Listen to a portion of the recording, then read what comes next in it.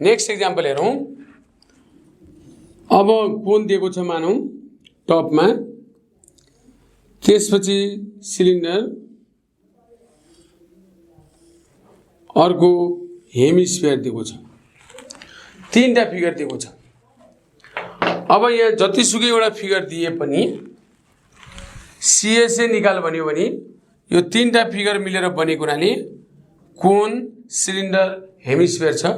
CSA निकाल भन्यो भने हामीले धेरै चिन्ता गर्नु परेन, जतिवटा फिगर छ सेपरेट सीएसए निकाल्ने, अर्थात् CSA of cone, CSA of cylinder, CSA of hemisphere निकाल्ने, लास्टमा टोटल सीएसए भनेर तीनटैको सीएसएलाई एड गर्ने।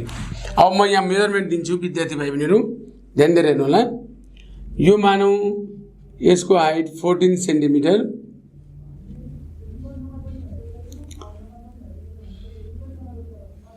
यसको रेडियस मानौँ 7 सेन्टिमिटर, यसको स्लाइड हाइट चाहिँ मानव यसको लागि चाहिँ 5 सेन्टिमिटर दियो। ल हेरौँ है विद्यार्थी भाइ बहिनीहरू, अब यति दियो, यो मेजरमेन्ट दियो। अब हामीलाई चाहिँ एक्जाममा यो फिगर दिएर सीएसए निकाल भन्यो। अब पहिला हामीले के डिटरमाइन गर्नुपर्छ भने हामीले के को सीएसए निकाल्ने हो त्यो डिटरमाइन गर्नुपर्छ। यो तीनटा फिगर भएको हुनाले पहिला सीएसए अफ कोन निकाल्नुपर्छ, त्यसैगरी सीएसए अफ सिलिन्डर निकाल्नुपर्छ, त्यसैगरी सीएसए अफ हेमिस्फियर निकाल्नुपर्छ। अब सीएसए अफ कोन निकाल्ने फर्मुला के हो त्यो फर्मुला सम्झिनुपर्छ विद्यार्थी भाइ बहिनीहरू। यहाँ के दिएको छ हेरौँ त विद्यार्थी भाइ बहिनीहरू।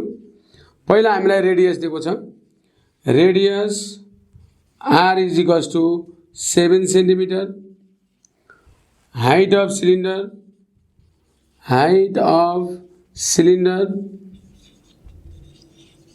इज इक्वल्स टु 14 सेन्टिमिटर, र यो 25 भनेको स्लाइड हाइट हो कोनको, slant height of cone which is denoted by L is equals to 25 centimetre. अब हेरौँ विद्यार्थी भाइ बहिनीहरू, सीएसए अफ कोन निकाल्ने फर्मुला पाई आर एल हो। CSA of cone pi r l हो। आर भनेको थाहा छ, एल भनेको स्लाइड हाइट पनि हामीलाई थाहा छ, हामीले सजिलै सीएसए अफ कोन निकाल्न सक्छौँ। त्यसैगरी CSA of cylinder, CSA of सिलिन्डरको फर्मुला के हो विद्यार्थी भाइ बहिनीहरू, 2 पाई आर एच। आर को भ्यालु थाहा छ, हाइट अफ सिलिन्डर पनि हामीलाई थाहा छ, हामीले सजिलै सीएसए अफ सिलिन्डर निकाल्न सक्छौँ। त्यसैगरी CSA of hemisphere, CSA of हेमिस्फियरको formula 2 pi are square, r को भ्यालु 7 दिएको छ, हामीले सजिलै हेमिस्फियरको पनि सीएसए निकाल्न सक्छौँ। विद्यार्थी भाइ बहिनीहरू एउटा के नझुकिनु भने सीएसए अफ हेमिस्फियर भनेको 2 पाई आर स्क्वायर छ, त्यहाँ क्यापिटल आर छ, तर यहाँ मैले रेडियस स्मल आर लेखेँ।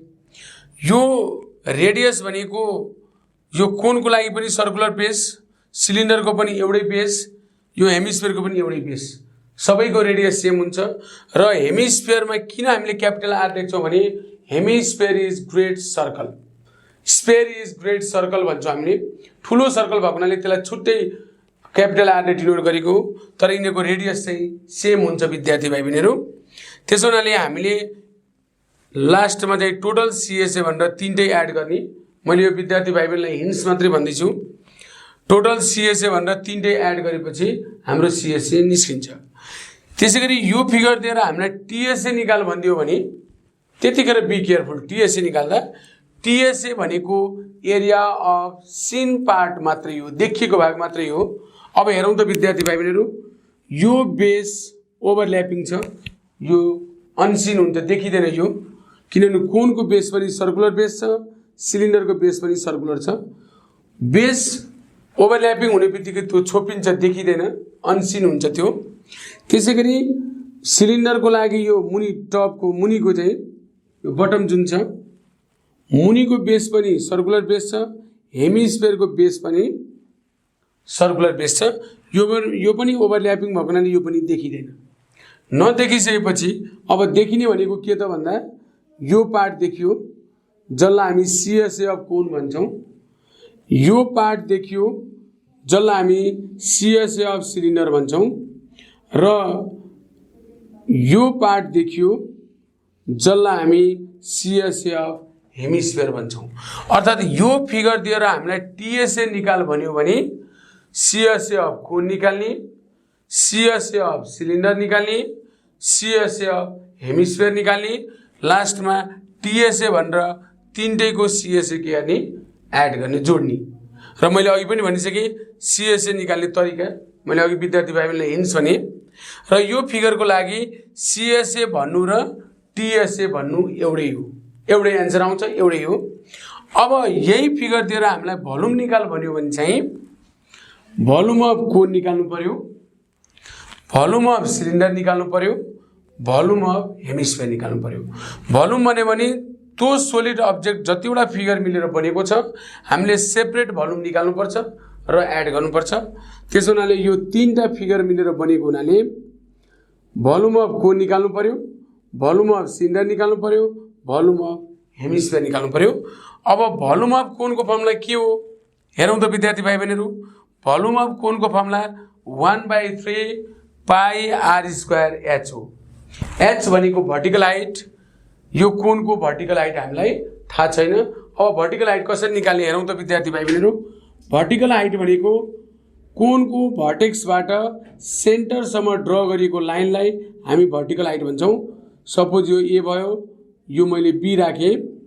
अब यसको भर्टिकल हाइट भनेको ए हो, हामीलाई भर्टिकल हाइट दिएको छैन, र जबसम्म हामीले कोनको भर्टिकल हाइट निकाल्न सक्दैनौँ तबसम्म हामीले भोल्युम अफ कोनको formula 1/3 pi are square h apply गरेर भ्यालु निकाल्न सक्दैनौँ विदाउट भर्टिकल हाइट। अब भर्टिकल हाइट निकालौँ, यसलाई एड गरौँ, यसलाई जोइन गरौँ विद्यार्थी भाइ बहिनीहरू, ओबी जोइन गरौँ। तर यहाँ हामीले कन्स्ट्रक्सन लेख्नुपर्छ, कन्स्ट्रक्सनमा जोइन ओबी।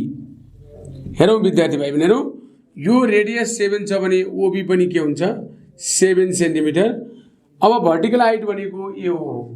अब भर्टिकल हाइट हामीले निकाल्नु पर्यो इन ट्रायंगल एओबी भन्ने विद्यार्थी भाइ बहिनीहरू, इन ट्रायंगल एओबी भन्ने। अब हामीलाई एओ निकाल्नु पर्ने छ। AO is equals to root, हेरौँ त विद्यार्थी भाइ बहिनीहरू, 90 डिग्रीको अपोजिट साइडलाई हामी हाइपोटेन्युज भन्छौँ।